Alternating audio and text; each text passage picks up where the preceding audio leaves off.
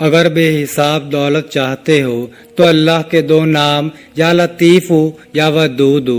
قل هو اللہ احد 33 مرتبہ پڑھ لو، پھر لاکھوں نہیں بلکہ کروڑوں ملیں گے انشاءاللہ عز و جل۔ بسم اللہ الرحمن الرحیم۔ السلام علیکم۔ محترم ناظرین کرام، آج آپ کی خدمت میں ایک ایسا معجزاتی وظیفہ پیش کرنے جا رہا ہوں کہ جسے آج کے دن کریں گے تو انشاءاللہ تعالی آپ اپنے دل کی مراد پا لیں گے۔ اور یقین کریں یہ وظیفہ اتنا آسان ہے کہ اسے کوئی بھی شخص بآسانی کر سکتا ہے، کیونکہ یہ سورۃ اخلاص کا وظیفہ ہے۔ سورہ اخلاص ایک ایسی سورت ہے جو کہ ایک مسلمان بہن بھائی کو زبانی یاد ہوتی ہے۔ قرآن حکیم کی مختصر ترین صورتوں میں اس کا شمار ہے، اور تقریباً دنیا میں ایسی کوئی بھی مسلمان کی زبان نہیں ہوگی جسے سورۃ اخلاص زبانی یاد نہ آتی ہو۔ ماشاءاللہ، سبحان اللہ، کیونکہ کہا جاتا ہے کہ نماز میں سورہ فاتحہ کے بعد سب سے زیادہ پڑھی جانے والی سورت مبارکہ بھی سورۃ اخلاص ہی ہے۔ ناظرین کرام، آج کا یہ وظیفہ انشاءاللہ تعالی آپ کو لاکھوں کروڑوں کا مالک بنا دینے والا وظیفہ ہے۔ یہ وظیفہ کرنے سے آپ کے گھر میں اور کاروبار میں انشاءاللہ اللہ پاک برکتیں، فضیلتیں، وسعتیں پیدا فرمائے گا۔ آپ لوگ اپنی کسی بھی مشکل کے لیے، کسی بھی حاجت کے لیے، کسی بھی پریشانی کے لیے اللہ تعالیٰ بزرگ و برتر کے دو نام اور سورۃ اخلاص 33 مرتبہ پڑھ کر دیکھیں گے تو انشاءاللہ تعالیٰ دولت ہی دولت ہوگی۔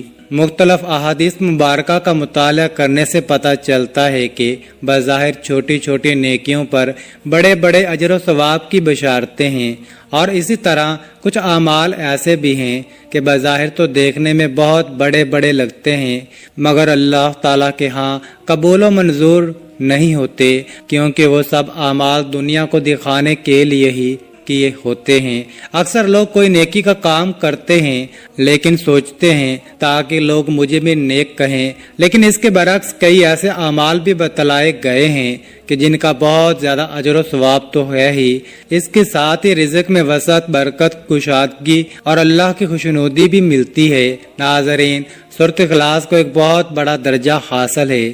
آج آپ کو ایک ایسا خاص وظیفہ بتائیں گے کہ آج کے دن کسی بھی نماز کے بعد اگر آپ سورۃ اخلاص ہمارے بتائے گئے اس طریقے سے پڑھ لیتے ہیں تو یقین کریں آپ بس اگلے دن کا سورج نکلنے کا انتظار کریں، پھر انشاءاللہ تعالی جو بھی آپ کی بڑی سے بڑی مراد ہوگی، دل کی خواہش ہوگی، اللہ رب العزت آپ کی ہر مراد کو، ہر خواہش کو اپنے فضل و کرم سے پورا فرما دے گا۔ اگر کسی وجہ سے یا کسی سبب سے آپ کی وہ حاجت پوری نہ ہو سکی تو کم از کم اس حاجت کے لیے اسباب آنا شروع ہو جائیں گے۔ اس صورت کی برکت سے بفضل اللہ رب العزت کے آپ ہر طرح کی کامیابی سے مستفید ہوں گے۔ مسند احمد کی ایک روایت میں ہے کہ رسول اللہ صلی اللہ علیہ وآلہ وسلم فرماتے ہیں، جو شخص اس پوری صورت کو 10 مرتبہ پڑھ لے گا اللہ تعالی اس کے لیے جنت میں ایک محل تعمیر کرے گا۔ اس پر حضرت عمر رضی اللہ تعالی عنہ نے کہا، یا رسول اللہ صلی اللہ علیہ وآلہ وسلم، پھر ہم تو بہت سے محل بنوا لیں گے۔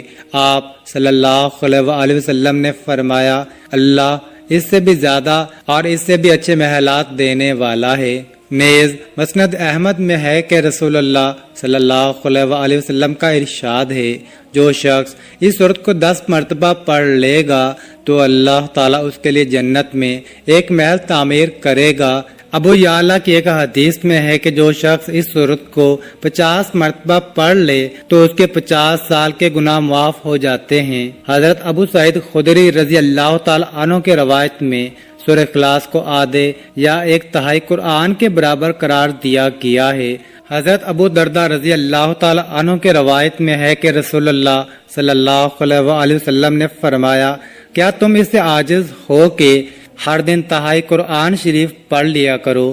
لوگوں نے کہا، حضور صلی اللہ علیہ وآلہ وسلم، ہم اس سے بہت عاجز اور بہت ضعیف ہیں۔ آپ صلی اللہ علیہ وآلہ وسلم نے فرمایا، سنو، اللہ تعالیٰ نے قرآن کے 3 حصے کیے ہیں۔ قل هو اللہ احد، تیسرا حصہ ہے ایک اور روایت میں ہے کہ نبی پاک صلی اللہ علیہ وسلم نے اپنے صحابہ کرام رضوان اللہ عنہم اجمعین سے ارشاد فرمایا، کیا تم میں سے بھی اس بات سے عاجز ہے کہ وہ رات کو ایک تہائی قرآن پڑھ لیا کرے؟ صحابہ کرام کو یہ بات بڑی مشکل لگی۔ انہوں نے عرض کیا، یا رسول اللہ صلی اللہ علیہ وسلم، ہم میں سے کون اس کی طاقت رکھ سکتا ہے؟ آپ صلی اللہ علیہ وسلم نے فرمایا، قل هو اللہ احد۔ تہائی قرآن کے برابر ہے۔ ناظرین کرام، سورہ اخلاص میں اللہ تعالیٰ نے اپنی وحدانیت اور بے نیازی کی صفت کا ذکر فرمایا ہے۔ سورہ اخلاص کا ترجمہ ہے، کہہ دو وہ اللہ ایک ہے، اللہ بے نیاز ہے، نہ اس کی کوئی اولاد ہے اور نہ وہ کسی کی اولاد ہے، اور اس کے برابر کا کوئی نہیں ہے۔ اللہ الصمد کے کمالات و برکات بے شمار ہیں، اس کے بانی اللہ بے نیاز ہے۔ اللہ کی شان بے نیازی کی صفات صمدیت یعنی اللہ پر بھروسے کی کئی مظہر ہیں، یعنی اللہ کسی کا محتاج نہیں، باقی سب اللہ کے محتاج ہیں۔ اس کو کسی کے نیاز نہیں یعنی محتاج نہیں، اور باقی سب کو اس کی محتاجی ہے۔ بے شک جب اللہ کی صفت کا بندہ اقرار کرتا ہے تو وہ اللہ کے سامنے اپنی عاجزی، بے بسی، انکساری کا واضح اظہار کرتا ہے کہ اے اللہ پاک، میں بے بس ہوں، تو ہی سارے جہاں کا قادر مطلق ہے، تو جو چاہتا ہے وہی کرتا ہے، اور تو کوئی بھی کرنے میں کسی بھی چیز کا محتاج نہیں ہے۔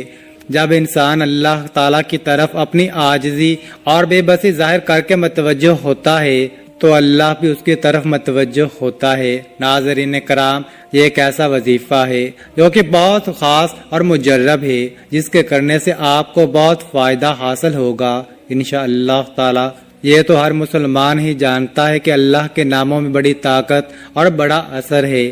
اگر آپ اس وظیفے کو باقاعدگی کے ساتھ کریں گے تو میرا اللہ پاک آپ کی ساری مشکلیں بھی دور کر دے گا اور آپ کے بڑے بڑے غم بھی دور کر دے گا۔ اللہ تعالیٰ کی ذات سے مایوس نہ ہو، ہر تکلیف و آزمائش اور سہولت و خوشی اللہ تعالیٰ کی طرف سے ہی آتی ہے، اس لیے پریشانی و مصائب کے حل کے لیے بھی ہمیں اللہ تعالیٰ کی طرف متوجہ ہونا چاہیے۔ اللہ کی طرف توبہ استغفار کے ذریعے بھی متوجہ ہوں اور اپنے مسائل کا حل اللہ کے حوالے کر دیجئے اور اللہ کو اپنے مسائل کے حل کا وکیل بنا دیجئے۔ قرآن و سنت ہمیں اس بات سے آگاہ کرتے ہیں کہ انبیاء کرام علیہ السلام کے علاوہ کوئی فرد بشر معصوم نہیں۔ ہر انسان سے خطا و لغزش اور غلطی ہو سکتی ہے، لیکن بہترین خطا کار وہ ہے جو اپنے کیے پر نادم و شرمسار ہو جائے، جسے اس حقیقت کا احساس ہو کہ میرا بد عمل محفوظ کر لیا گیا ہے اور میرا رب مجھ سے اس بارے میں یقیناً پوچھے گا۔ یہی وجہ ہے کہ صاحبان ایمان کو بار بار اپنے کردہ گناہوں کے سدباب کی طرف متوجہ کیا ہے۔ قرآن کریم کی اکثر آیت مبارکہ توبہ استغفار کی اہمیت بیان کرتی ہیں۔ سینکڑوں احادیث مبارکہ میں واضح کیا ہے، کہیں ایسا نہ ہو کہ بندہ گناہ کا ارتکاب کرنے کے بعد مایوس و پریشان ہو جائے، بلکہ کتاب مبین میں خطا کاروں کے واسطے صاف صاف اعلان کر دیا گیا ہے کہ وہ اللہ کی رحمت سے نا امید نہ ہو۔ حضور اقدس صلی اللہ علیہ وسلم کے پاک ارشاد کا مفہوم ہے کہ جو شخص ہر وقت استغفار میں لگا رہے تو اللہ تعالیٰ اس کے لیے ہر دشواری سے نکلنے کا راستہ بنا دیں گے اور ہر فکر کو ہٹا کر کشادگی عطا فرما دیں گے، اور اس کو ایسی جگہ سے رزق دیں گے کہ جہاں سے اس کو گمان بھی نہ ہوگا۔ حضرت ابو بکر صدیق رضی اللہ تعالی عنہ نے ایک مرتبہ عرض کیا کہ یا رسول اللہ صلی اللہ علیہ وآلہ وسلم، مجھے کوئی دعا سکھائیے جو میں اپنی نماز میں مانگا کروں۔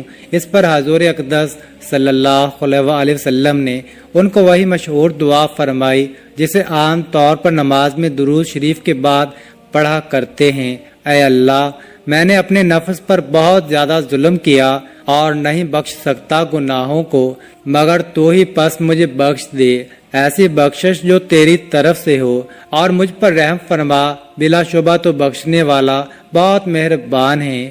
اب اس حدیث پاک میں ایک بہت غور کرنے کی بات ہے کہ نماز تو پڑھی ہے، جو کہ سراسر خیر و برکت اور عافیت ہے، اللہ تعالیٰ کا فریضہ ادا کیا ہے جس کی نیکی ہونے میں ہم مسلمانوں کو کوئی شک و شبہ نہیں، مگر سوچنے کی بات یہ ہے کہ یہ فریضہ ادا بھی کس عظیم ہستی نے کیا ہے۔ صدیق اکبر رضی اللہ تعالی عنہ نے یہ فریضہ ادا کیا ہے، لیکن ان کو بھی یہی تعلیم دی جا رہی ہے کہ نماز کے ختم ہونے پر مغفرت کی دعا کرو۔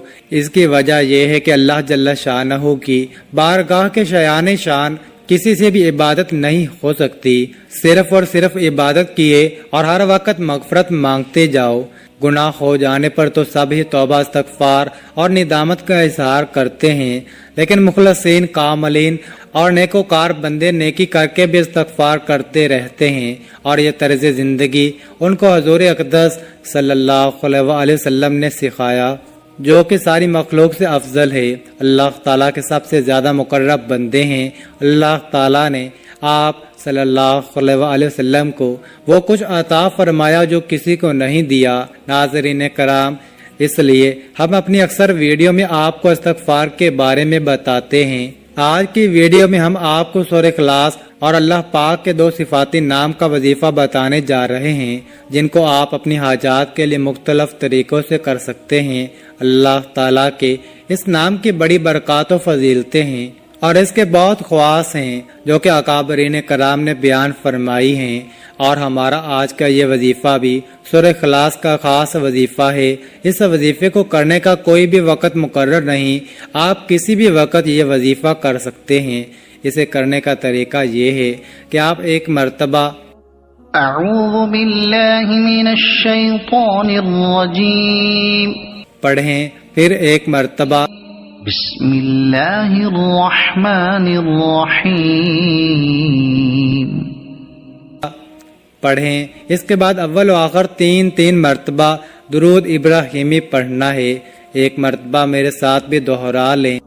اللهم صل على محمد وعلى آل محمد كما صليت على إبراهيم وعلى آل إبراهيم إنك حميد مجيد اللهم بارك على محمد وعلى آل محمد كما باركت على إبراهيم وعلى آل إبراهيم إنك حميد مجيد۔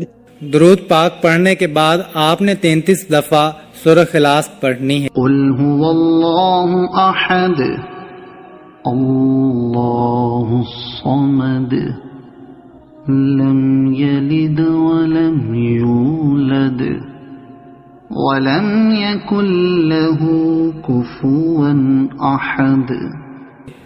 سورہ اخلاص پڑھنے کے بعد آپ نے 100 دانوں کی ایک تسبیح پر اللہ تعالیٰ کے 2 نام یا لطیف یا ودود یا لطیف یا ودود یا لطیف یا ودود پڑھنا ہے، اور اس کے بعد 100 مرتبہ استغفر اللہ استغفر اللہ استغفر اللہ پڑھیں۔ ناظرین کرام، دنیا کی ہر مشکل کا، ہر پریشانی کا اس وظیفے میں حل موجود ہے، لیکن وظیفے کے ساتھ ساتھ 5 وقت کی نماز میں مکمل ادا کریں اور مسئلے کے حل کی مکمل جستجو بھی کریں۔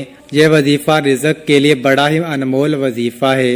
استغفار کرنے سے رزق کی کشادگی ہوتی ہے اور بند تالے کھل جاتے ہیں، پھر سب تنگیاں دور ہو جاتی ہیں۔ گناہ آسمان تک بھی پہنچ جائیں تو مغفرت طلب کرنے پر معافی مل جاتی ہے۔ ایک اللہ والے فرماتے ہیں کہ اپنی ہر عبادت میں استغفار سے آغاز کریں درود پاک کے بعد، تاکہ ہم پہلے ہی اپنی ٹوٹی پھوٹی عبادت پر شرمندگی کا اظہار کر لیں اور وہ اس عمل سے راضی ہو کر ہمارا عمل قبول فرمائیں۔ ہمیں استغفار کی بہت ضرورت ہے۔ جب نبی کریم صلی اللہ علیہ وسلم ہر روز استغفار کی کثرت فرماتے تھے تو ہمیں تو اس میں بالکل بھی کوتاہی نہیں کرنی چاہیے۔ ناظرین کرام، اپنی دعاؤں میں تمام دنیا کے مسلمانوں کو بھی شامل کیا کریں۔ آخر میں دعا ہے کہ اللہ پاک ہمارے اس وظیفے میں کی گئی کسی بھی قسم کی کوئی بھی کمی کوتاہی کو اپنے پیارے حبیب حضرت محمد مصطفیٰ صلی اللہ علیہ وآلہ وسلم کے صدقے معاف فرما، ہمیں عذاب قبر اور عذاب حشر کی سختیوں سے محفوظ فرما، ہمیں پکا اور سچا مسلمان بنا، ہمیں 5 وقت کی نماز باجماعت ادا کرنے کی توفیق عطا فرما، ہمیں دنیا اور آخرت دونوں جہانوں میں بھلائی عطا فرما، آمین ثم آمین۔ اللہ تعالی ہم سب کا حامی و ناصر ہو۔ ناظرین، کامنٹ باکس میں اللہ تعالیٰ کے 99 ناموں میں سے ایک نام ضرور ٹائپ کریں، اور مزید اس طرح کی ویڈیوز دیکھنے کے لیے اس چینل کو سبسکرائب کریں۔ جزاک اللہ۔